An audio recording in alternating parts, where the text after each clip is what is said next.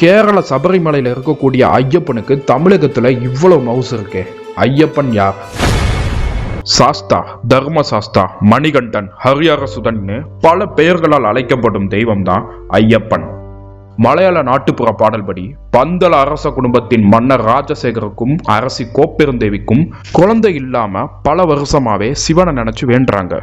அதே சமயத்துல அரக்கர்களோட அரசனான மகிஷாசுரனோட தங்கச்சி தான் மகிஷி. இவளோட அண்ணன் மகிஷாசுரனை கொன்ற தேவர்களை பழிவாங்கியே தீரணும்னு மகிஷி பிரம்மாவை நோக்கி தவம் இருந்து மரணம் இல்லாத வாழ்க்கை வேணும்னு கேட்கிறா.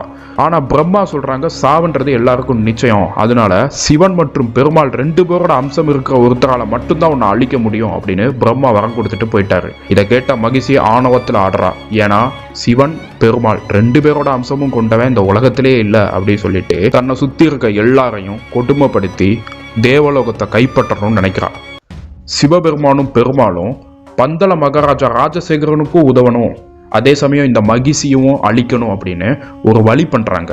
அதனால பெருமாள் ஒரு பெண் அவதாரம் கொண்டு மோகினின்ற பேர்ல பிறந்து சிவபெருமானும் மோகினி இந்த 2 பேரும் சேர்ந்து ஒரு குழந்தைய பெத்தெடுக்கிறாங்க.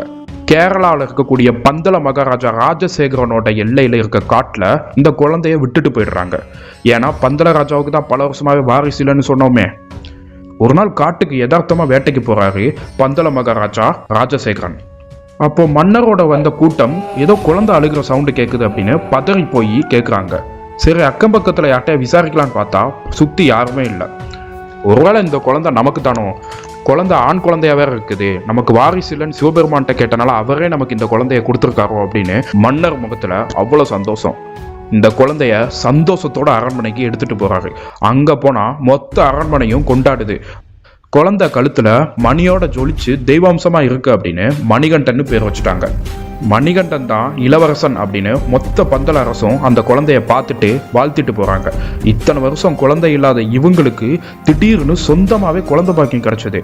ஆமா, அரசி கோப்பெருந்தேவியோட வயிற்றுல ஒரு கரு உருவாச்சு. சரி மணிகண்டன் வந்த நேரம் தான் நமக்கு குழந்தையும் பிரசவிக்க போகுது அப்படின்னு இன்னும் சந்தோஷமா இருந்தாங்க. வருஷம் கடக்க மணிகண்டனுக்கு ஒரு 12-13 வயசு ஆகுது. மணிகண்டன் வில், வால் பயிற்சி, கலரின்னு எல்லாத்துலயுமே ஸ்பெஷலா வர்றாரு.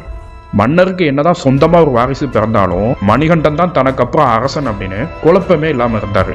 ஆனா அவரோட மனைவியோட சொந்தக்காரங்க சும்மா விடுவாங்களா? ராணியார் கோப்பெருந்தேவியும் மணிகண்டன் மேல பாசமா தான் இருந்தாங்க. ஆனா ராணியோட சொந்த பந்தம் சில பேர் மணிகண்டனை பத்தி அது இதுன்னு சொல்லி உன் சொந்த மகன் தான் அரசாளனும், மணிகண்டன் எங்கேயோ இருந்து வந்தவன், என்னதான் இருந்தாலும் அவன் வயிற்றுல பிறக்கல, அவன் ஒரு வளர்ப்பு மகன் அப்படின்னு சொல்லி ஏத்தி விடுறாங்க. இது ஆரம்பத்துல விரும்பாத ராணியார் நாட்கள் செல்ல செல்ல இதை நம்பிடுறாங்க. என் சொந்த மகன், என் வயிற்றுல பிறந்த மகன் தான் ஆளணும்னு முடிவு பண்ணிட்டாங்க. ஸோ தன் மேல பாசமா இருக்கக்கூடிய வளர்ப்பு மகன்கிட்ட ஒரு கோரிக்கை வச்சு அவனை எப்படியாவது தொலைச்சிடலான்னு பிளான் பண்றாங்க. எப்படியும் மன்னர்கிட்ட போய் சொன்னா கேட்க மாட்டாருன்னு ராணியாருக்கு தெரியும். அதனால மணிகண்டன்ட்டையே சொல்லி ஏதாச்சும் பண்ணலாம்னு ராணி ஒரு வினோதமான வயிற்று வலியோ தலைவலியோ இருக்கிற மாதிரி ஆக்டிங் பண்றாங்க. இந்த வினோதமான வலி சரியாகணும் அப்படின்னா புளிப்பால்ல சில மூலிகை கலந்து சாப்பிடணும் அப்படின்னு வைத்தியர் மூலமாவே இவங்ககிட்ட சொல்ல வைக்கிறாங்க ராணியார். இதை கேட்ட மணிகண்டன் தாயோட வலியை தாங்க முடியாம நான் என்ன வேணாலும் பண்றேன் அப்படின்னு கேட்கிறாரு. என்னதான் அம்மா பல சந்தேகத்துல வளர்த்தாலும் வளர்ப்பு பையன் மணிகண்டன் அம்மா மேல உண்மையா பாசம் வச்சிருக்கான்ல, அதனால மணிகண்டன் சொல்றாரு, தாயே உங்களுக்காக புளிப்பால் நான் கொண்டு வரேன், நீங்க யார்ட்டையும் இதை சொல்ல வேண்டாம், நான் கிளம்புறேன் அப்படின்னு சொல்லிட்டாரு. இவன் எப்படியும் புலிக்கிட்ட பழியாயிருவான், இல்ல காட்டிலே தொலைஞ்சுவான், காட்டுல இருந்து வந்தவன் காட்டிலே போயிடுவான் அப்படின்னு நினைச்சுக்கிட்டு இருந்த தாய் மணிகண்டனை காட்டுக்கு அனுப்பி வச்சுட்டான். என்னதான் மணிகண்டன் எனக்காக எவ்வளவு பண்ணாலும் நம்ம பெத்த பிள்ளை மாதிரி வராதுன்னு நினைச்சிட்டு தெய்வம் தந்த பிள்ளையோட அருமை புரியாம இப்படி பண்ணிட்டாங்க ராணியார். காட்டுல வில் அம்பை கொண்டு போய் அங்க கொஞ்சம் கொஞ்சமா ரெஸ்ட் எடுத்து மணிகண்டன் புலியை தேடி போறாரு. அப்படியே போய்கிட்டு இருக்கப்போ இந்த மகிஷா அரக்கி மணிகண்டனை தடுக்கிறா. பல வருஷமாவே அட்டூழியம் பண்ணிக்கிட்டு இருக்க இந்த மகிஷா கூட மணிகண்டன் யுத்தம் செய்ய ரெடியாகிறாரு. பொறுமை இழந்த மணிகண்டன் ஒரு கட்டத்துல தன் அம்பை மகிஷா நோக்கி எய்த அது மகிஷாவோட உடலை கிழித்து அப்படியே அங்கே இறந்து போயிட்டா மகிஷா. மணிகண்டன் பிறந்த நோக்கமே இந்த மகிஷா என்ற அரக்கிய அழிக்கணும். ஸோ அவரோட நோக்கம் நிறைவேறிடுச்சுன்னு தேவர்கள் எல்லாம் மகிழ்ச்சி அடைஞ்சு பூமாலை பொழிஞ்சு பந்தளராணி இந்த கோப்பெருந்தேவி சொன்ன மாதிரியே நடக்கணும்னு இந்திரனும் சில தேவர் கூட்டமும் அப்படியே இந்த பூலோகத்துக்குள்ள இறங்கி மணிகண்டனை வணங்கி இந்திரனே புலியாக மாறி என் மீது அமருங்கள் ஐயப்பனே அப்படின்னு சொன்னாரு. சுத்தி இருக்க மற்ற தேவர் கூட்டங்களும் புலிகளா உருமாறி இளவரசன் மணிகண்டன் முன்பு ஆக்ரோஷமா உருமுது. புலிப்பாலை கையில் ஏந்தியவாறு ராஜபுலி மேல் அமர்ந்து கம்பீரமாக அரண்மனை நோக்கி வராரு இளவரசர் மணிகண்டன்.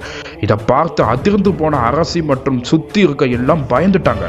ஐயோ மகனே, உன்னை தப்பா நினைச்சுக்கிட்டேன் அப்படின்னு மன்னிப்பு கேட்டு மணிகண்டன்ட்ட இந்த புலிகளை எல்லாம் காட்டிலேயே அனுப்பி வச்சிருன்னு கேட்குறாங்க.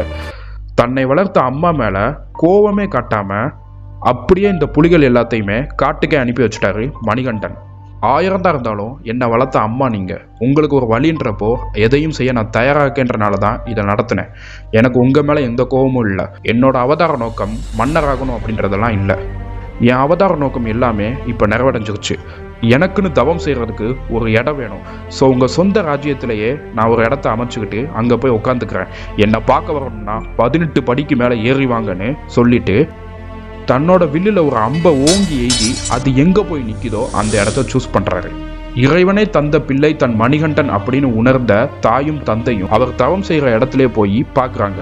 பெற்றோர்களுக்கு மரியாதை செய்யணும் அப்படின்னு உட்கார்ந்திருந்த ஐயப்பன் கொஞ்சம் எந்திக்க ட்ரை பண்ணுறப்போ அவரோட அப்பா பந்தல மகாராஜா தன் தோல் பட்டு துண்டு ஒன்ன ஐயப்பனோட காலை நோக்கி வீசுறாரு. மணிகண்டனே, நீ எந்திக்க வேண்டாம், நீ இறைவன் தந்த பிள்ளை, நீ அங்கேயே தவம் செய் அப்படின்னு சொல்லி வணங்கி விட்டு போறாங்க. இதனாலதான் ஐயப்பனோட உருவப்படமும் சிலைகளும் அமர்த்த கோலத்திலிருந்து கொஞ்சம் எந்திக்கிற மாதிரி தெரியும்னு புராண கதைகள் சொல்லுது. பந்தல மன்னர் ராஜசேகரனே இந்த கோவிலையும் கட்டுறாரு. வதம் செய்யப்பட்ட மகிஷியோட சாபம் நீங்கி மளிகபுரத்தம்மா அப்படின்னு ஒரு பெண் உருவம் கொண்டு ஐயப்பனை காதலித்து அவரையே மணக்க விரும்பி அவர்கிட்ட கேட்கிறா இந்த பெண். அதுக்கு ஐயப்பன் சொல்றாரு, நான் எல்லாம் துறந்த பிரம்மச்சாரியாகவே வாழை பிறவி கொண்டேன்.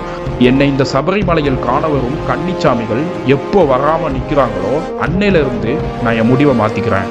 அன்னைக்கு உனக்காக நான் மறுபிறவில உன்னை மணர்ந்து கொள்கிறேன். அதுவரை இளம் பெண்கள் யாரும் என்னை பார்க்க வர வேண்டாம் அப்படின்னு சொன்னதா ஐயப்பன் கதைகள்ல இருக்குது. மக்களே, இது நமக்கான நேரம். தேங்க்யூ.